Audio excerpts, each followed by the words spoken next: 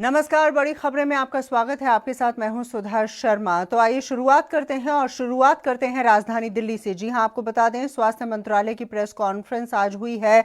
देश में recovery rate बढ़कर 22.17% हो चुका है। 16 जिलों में 28 दिनों से कोई भी केस सामने नहीं आया है। 85 जिलों में पिछले 14 दिनों से कोई मामला नहीं सामने आया। ये तमाम बातें कही गई हैं स्वास्थ्य मंत्रालय की प्रेस कॉन्फ्रेंस के द्वारा। ये भी आपको बता दें कि काफ़ी पॉजिटिव साइन इसे माना जा सकता है, जिस तरह से जानकारी दी गई है कि रिकवरी रेट बढ़कर 22.17% हो चुका है और साथ ही 16 जिलों में 28 दिनों से कोई भी मामला सामने नहीं आया है। स्वास्थ्य मंत्रालय की प्रेस कॉन्फ्रेंस की गई, लव अग्रवाल वहां पर मौजूद रहे। उनके द्वारा ये बात कही गई है कि देश में रिकवरी रेट बढ़कर 22.17% हो चुका है।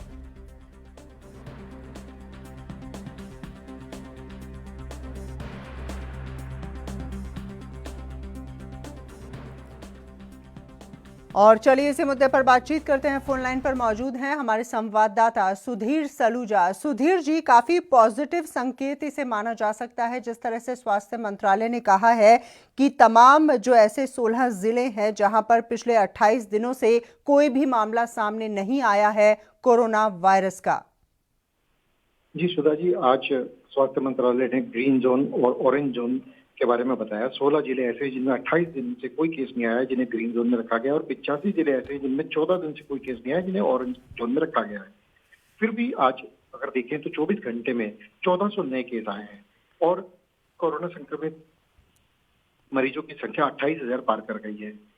हाँ, ठीक होने वाले जो हैं वो 6,000 से अधिक हैं, जिससे 22.17 का रिकवरी रेट आ रहा है।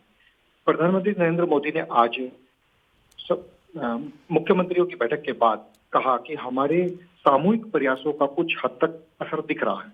उन्होंने कहा कि लॉकडाउन का असर और दिखा और इसका हमें लाभ मिल रहा है। हालांकि 9 में से 4 मुख्यमंत्रियों ने लॉकडाउन को आगे बढ़ाने की सिफारिश भी की, लेकिन प्रधानमंत्री ने आज कहा कि हर राज्य अपनी नीति तय करे कि लॉकडाउन से कैसे बाहर आना है, ग्रीन जोन और ऑरेंज जोन में कैसे लोगों को छूट देनी है और रेड जोन वालों से कैसे सख्ती से पालन करवाना है। उन्होंने 2 गज की दूरी और सावधानी घटी और दुर्घटना घटी जैसी बातें भी कही। अच्छा सुधीर जी, हम आपसे ही समझना चाहेंगे, लगातार ये बात कही जा रही है कि कोरोना वायरस को लेकर, वैक्सीन को लेकर चर्चा हो रही है। कई एक्सपेरिमेंट्स भी किए गए हैं जिनमें सफलता मिलती हुई नजर आ रही है, और वहीं दूसरी तरफ जो रिकवरी रेट है वो भी 22.17% बताया जा रहा है। कुल मिलाकर अगर देखा जाए तो कहीं ना कहीं ये कहा जा सकता है कि भारत और कोरोना वायरस की जो जंग है उसमें भारत कहीं ना कहीं आगे बढ़ता हुआ फिलहाल नजर आ रहा है। जी बिल्कुल, अभी जो रिकवरी रेट को देखते हुए लग रहा है कि भारत आगे बढ़ रहा है, लेकिन अभी लॉकडाउन खुलने के बाद क्या स्थिति होती है, क्या हमारी राज्य सरकारें इस व्यवस्था को संभाल पाती हैं, ग्रीन और ऑरेंज जोन के लोगों को रेड जोन में जाने से या रोक सकती हैं, क्या आगे क्या किस तरीके से उसको मैनेज कर पाएंगे, इसे एक बहुत बड़ी जो है देखना होगा कि वो किस तरीके से उसको मैनेज करते हैं। बहुत बहुत शुक्रिया सुधीर जी हमसे बातचीत करने के लिए। और इस वक्त केंद्रीय स्वास्थ्य मंत्री डॉक्टर हर्षवर्धन कुछ कह रहे हैं, आइए आपको सुनाते हैं। उस समय के लिए उनकी क्या क्या तैयारियां हैं, एक तो उसका सारा रिव्यू किया है। उनको अगर किसी और चीज की भारत सरकार की तरफ से आवश्यकता है तो उसके बारे में भी उनसे हमने पता किया है। मान लीजिए उनको और वेंटिलेटर्स चाहिए और उनको कोई पीपीई किट्स वगैरह चाहिए, लेकिन मुझे खुशी है कि सबने मोटे तौर पर यह कहा कि उनके पास सब कुछ पर्याप्त मात्रा में है, लेकिन हमने उन्हें विश्वास दिलाया कि आपको जो कुछ भी चाहिए वो आप लीजिए। हमने उनको ये बताया कि जो कोविड है, अब ये जिस प्रकार से देश में आया है, भारत सरकार ने पहले ही दिन से प्रयास किया है और अब सारे देश में बीमारी कहाँ कहाँ पर है उसकी हमको संपूर्ण जानकारी है। जैसा मैं लगातार बता रहा हूँ, मैंने उनके साथ भी शेयर किया है कि भाई अभी लगभग 300 डिस्ट्रिक्ट तो ऐसे हैं देश में जो एकदम अनअफेक्टेड जैसे है, 300 के करीब ही ऐसे हैं जो नॉन हॉटस्पॉट डिस्ट्रिक्ट हैं, और लगभग 130 के आसपास ऐसे हैं जो हॉटस्पॉट्स हैं। तो हमने एम्स के डायरेक्टर्स को 2 बातें कही हैं प्रमुख रूप से।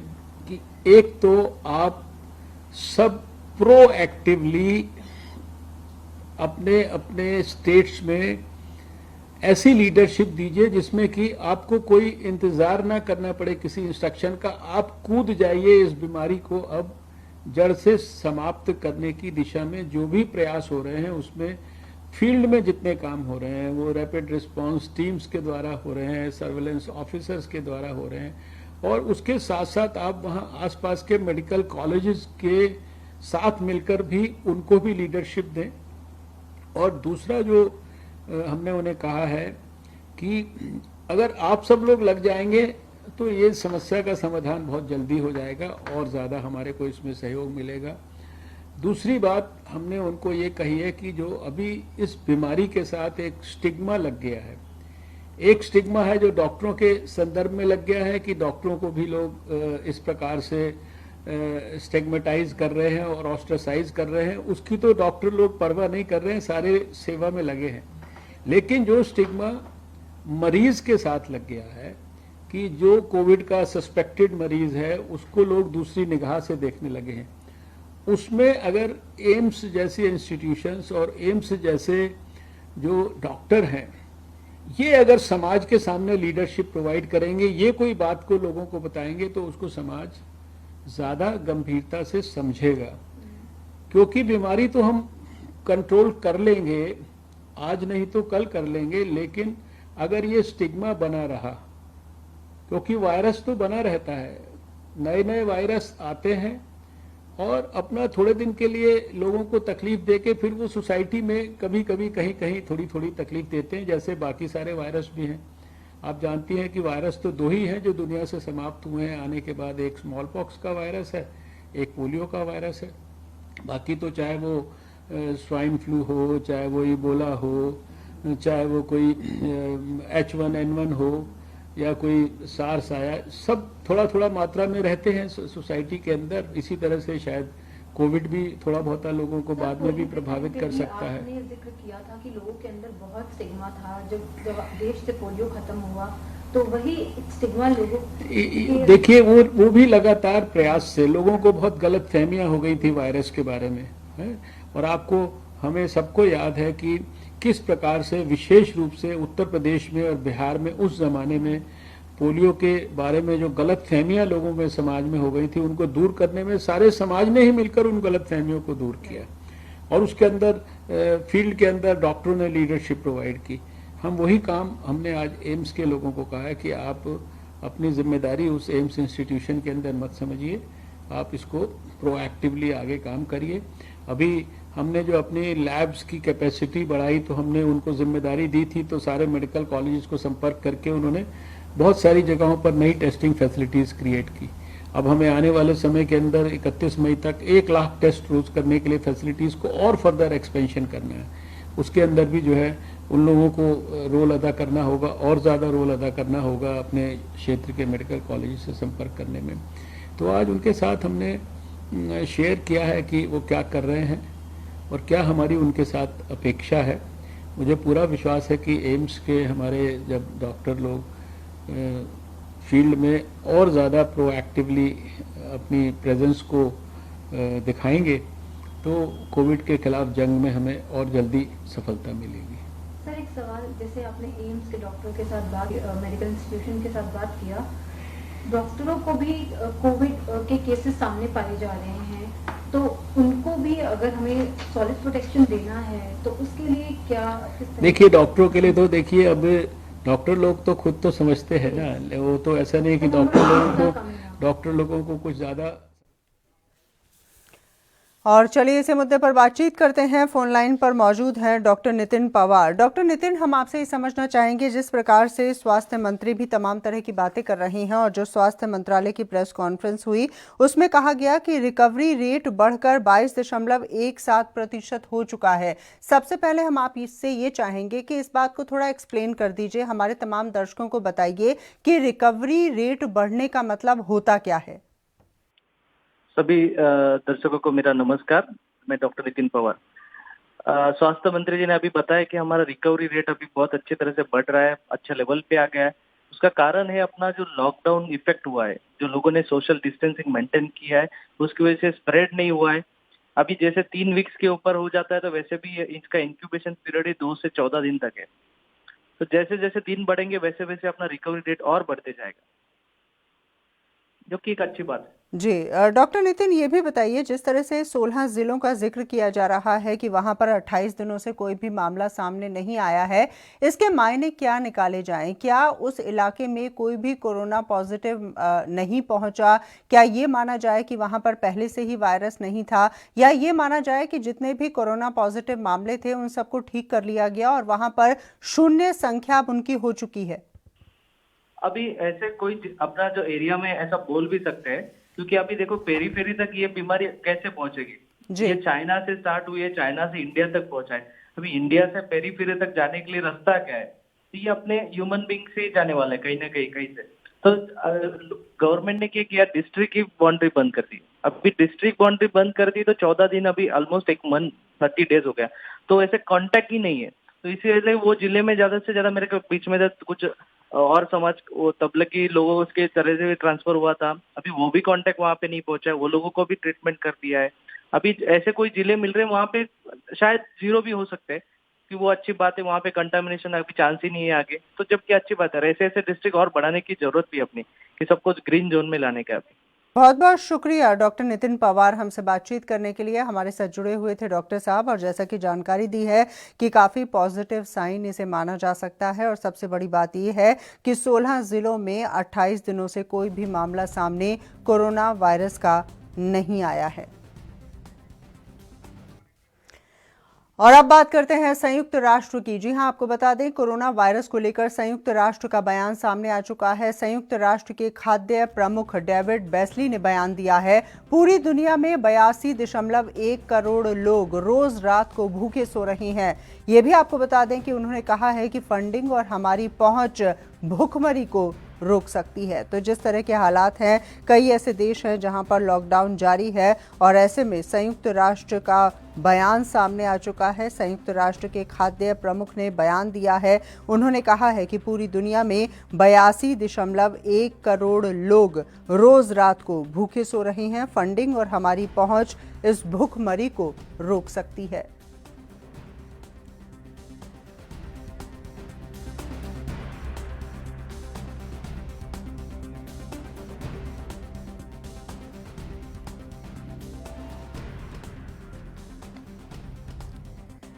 तो एक बार फिर से अपने तमाम दर्शकों के लिए बता दें, किस तरह से कोविड की महामारी लगातार पैर पसारती हुई नजर आ रही है। इस बीच संयुक्त राष्ट्र की तरफ से बयान आ चुका है। संयुक्त राष्ट्र के खाद्य प्रमुख ने बयान दिया है। उन्होंने कहा है कि फंडिंग और हमारी पहुंच से भुखमरी को रोका जा सकता है। साथ ही उन्होंने आंकड़ा भी पेश कर दिया है। उनका ये कहना है कि 82.1 करोड़ लोग रोज रात को भूखे सो रहे हैं।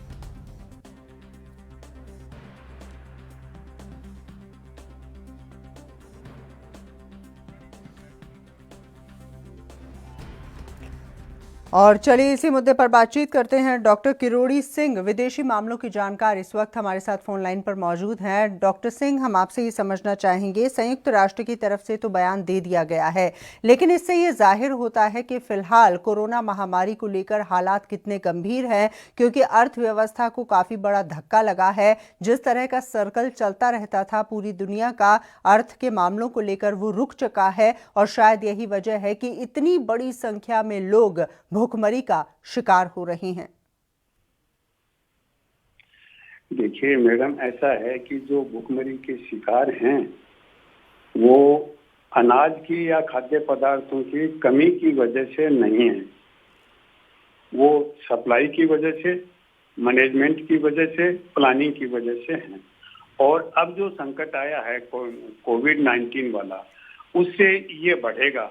और इसीलिए संयुक्त राष्ट्र संघ पहले से अवेयर था। तो अगर हम संपोषित विकास के लक्ष्य हैं, उनमें पहला गरीबी उन्मूलन है, दूसरा भूख मिटाने का, भूख को लेके दूसरा उद्देश्य, जो 17 उद्देश्य संयुक्त राष्ट्र संघ ने अपने बना रखे हैं, 2015 में स्वीकार किए थे।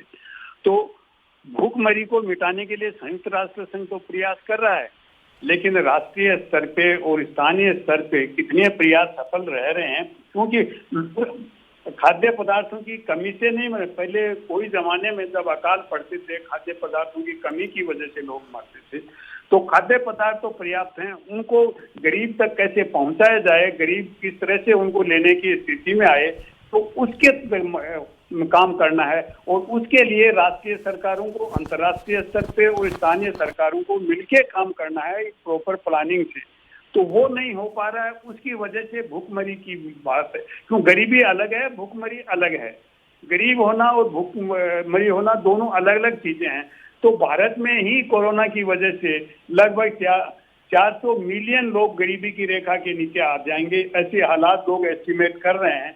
तो दुनिया में निश्चित रूप से कोरोना से अफेक्ट ज्यादा पड़ेगा, क्योंकि जो अपना फिजिकल लेबर करते थे वो सब बेकार हो गए हैं। तो अब जो लेबर फोर्स थी, जैसे आप अपने यहाँ हिंदुस्तान में जो अनऑर्गेनाइज सेक्टर में शहरों में काम करते थे, सब अपने अपने गाँव में चले गए।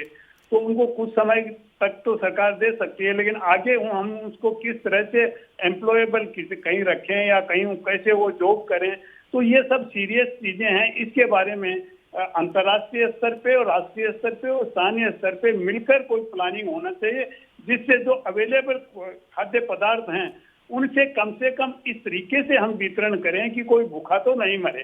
तो उसकी व्यवस्था करनी चाहिए। और ये इसीलिए संयुक्त राष्ट्र संघ ये कहता है कि मानव अधिकार का प्रश्न है, मानव की गरिमा का प्रश्न है। क्योंकि इतने बड़े सभ्य समाज में अगर एक बंदा भी भूखा सोता है अनाज की वजह से, खाद्य वस्तु की वजह से, तो ये समाज पे कलंक है।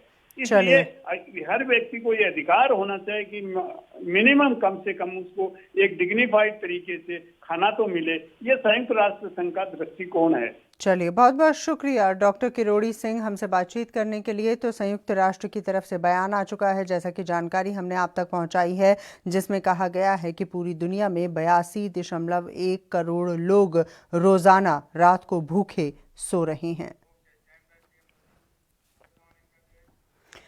और आगे बढ़ते हुए अब बात करते हैं प्रधानमंत्री नरेंद्र मोदी के बयान की। जी हां, आपको बता दें, जैसा कि आप सभी जानते हैं कि प्रधानमंत्री ने आज मुख्यमंत्रियों के साथ बैठक की। उन्होंने कहा है कि कोरोना का खतरा अभी समाप्त होने वाला नहीं है, अर्थव्यवस्था को लेकर टेंशन ना ली जाए। साथ ही उन्होंने कहा है कि जहां सबसे अधिक केस वहां जारी रहेगा लॉकडाउन। तो एक बार फिर से अपने तमाम दर्शकों के लिए बता दें कि आज प्रधानमंत्री ने मुख्यमंत्रियों के साथ बातचीत की। यहां पर बैठक ली गई वीडियो कॉन्फ्रेंसिंग के जरिए, जहां पर ये कहा गया कि कोरोना का खतरा अभी समाप्त होने वाला नहीं है, अर्थव्यवस्था को लेकर टेंशन ना ली जाए। साथ ही उनका ये भी कहना था कि जहां सबसे ज्यादा केसेस हैं वहां पर लॉकडाउन अभी जारी रहेगा।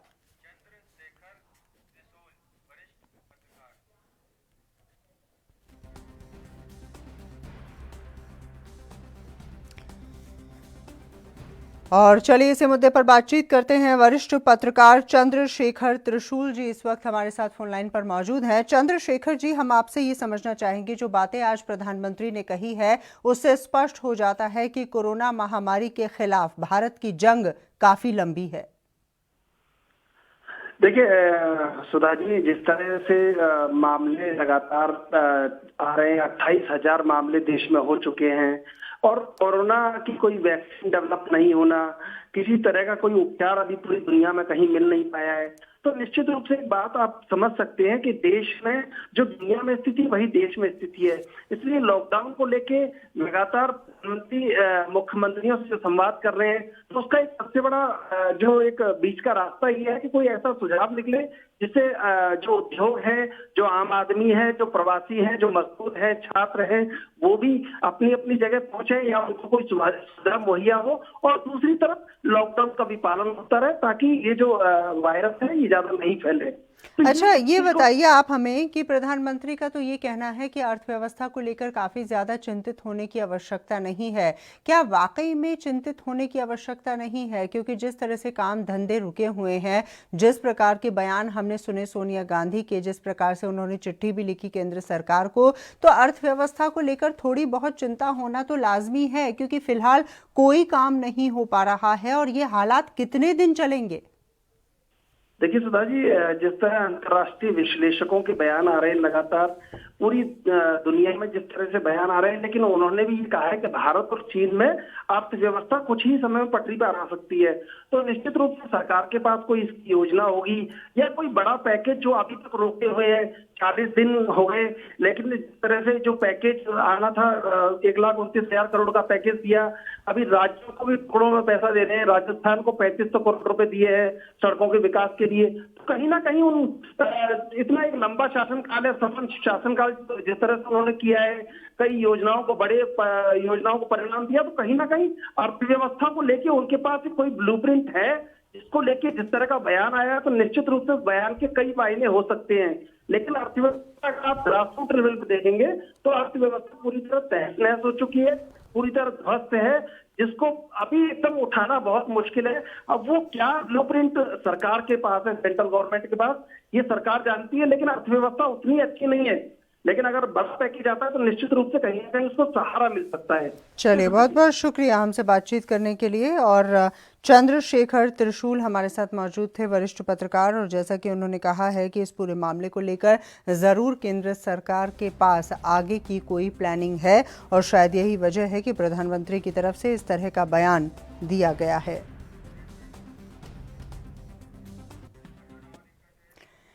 और अब बात करते हैं कांग्रेस पार्टी की। जी हां, कांग्रेस पार्टी के नेता अधीर रंजन चौधरी ने प्रधानमंत्री की जो सरकार है, मोदी जो सरकार है, उसकी जमकर तारीफ की है। उन्होंने कहा है कि भारत एक मॉडल के रूप में उभरेगा। साथ ही उनका ये भी कहना है कि केंद्र, राज्य सरकार और डॉक्टर्स ने अच्छा काम किया है।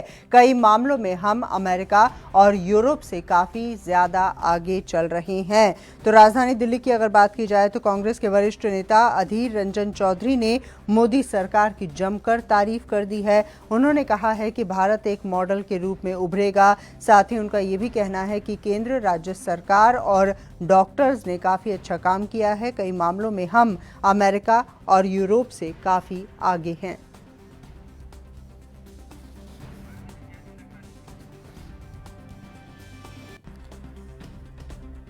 और इसी मुद्दे पर बातचीत करते हैं। अरविंद जय तिलक जी इस वक्त हमारे साथ फोन लाइन पर जुड़ गए हैं, राजनीतिक मामलों के जानकार हैं। अरविंद जी, जो बयान दिया है कांग्रेस के नेता अधीर रंजन चौधरी ने, सबसे पहले आपसे जानना चाहेंगे कि आखिर इस बयान के मायने क्या हैं, क्योंकि कांग्रेस पार्टी की तरफ से लगातार केंद्र सरकार की आलोचना जरूर की जा रही है, लेकिन अधीर रंजन चौधरी मोदी सरकार की तारीफ करते हैं, तो मायने क्या हैं इसके?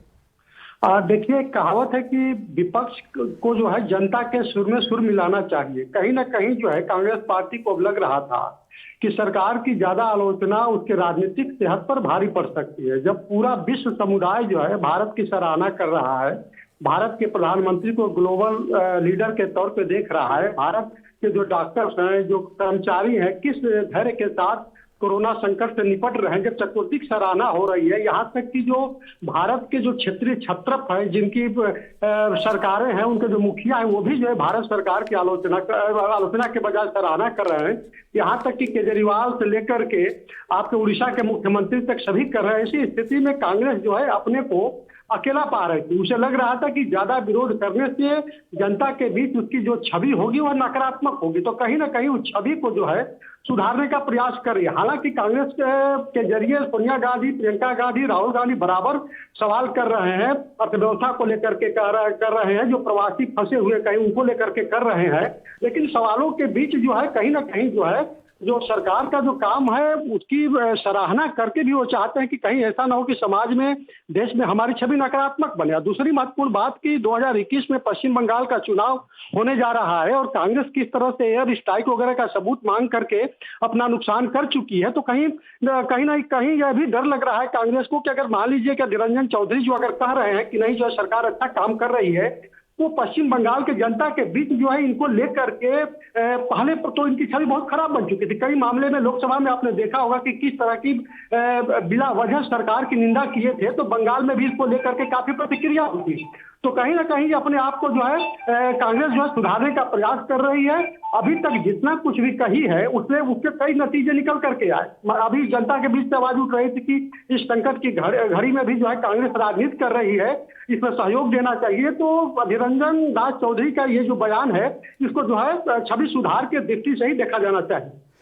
जी हाँ, वाकई में। तो एक बार फिर से अपने तमाम दर्शकों के लिए बता दें कि इस तरह से अधीर रंजन चौधरी के द्वारा एक बयान दिया गया है जहां पर मोदी सरकार की जमकर तारीफ की गई है। उनके द्वारा ये कहा गया है कि भारत एक मॉडल के रूप में उभरेगा। बहुत बहुत शुक्रिया अरविंद जी हमसे बातचीत करने के लिए। तो एक बार फिर से अपने तमाम दर्शकों के लिए बता दें कि मोदी सरकार को लेकर सोनिया गांधी, राहुल गांधी, प्रियंका गांधी के द्वारा लगातार सवाल उठाए जाते रहे हैं। हमने देखा सोनिया गांधी ने पत्र भी लिखा प्रधानमंत्री को, मोदी सरकार को, और इस बीच अधीर रंजन चौधरी ने सरकार की तारीफ की है।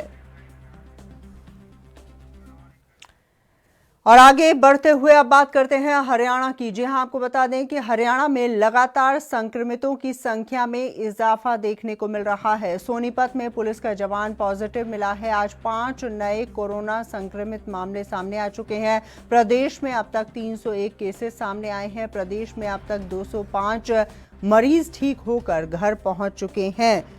तो हरियाणा में लगातार बढ़ रहा है संक्रमितों का आंकड़ा।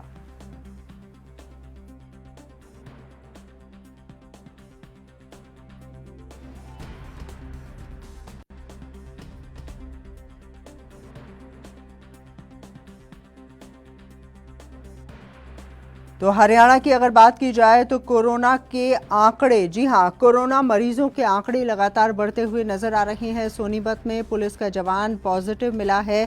5 नए कोरोना पॉजिटिव मामले आज मिले हैं। इसके अलावा कुल मिलाकर संख्या जो है प्रदेश में 301 तक पहुंच चुकी है और 205 मरीज ठीक होकर अपने घर वापस जा चुके हैं।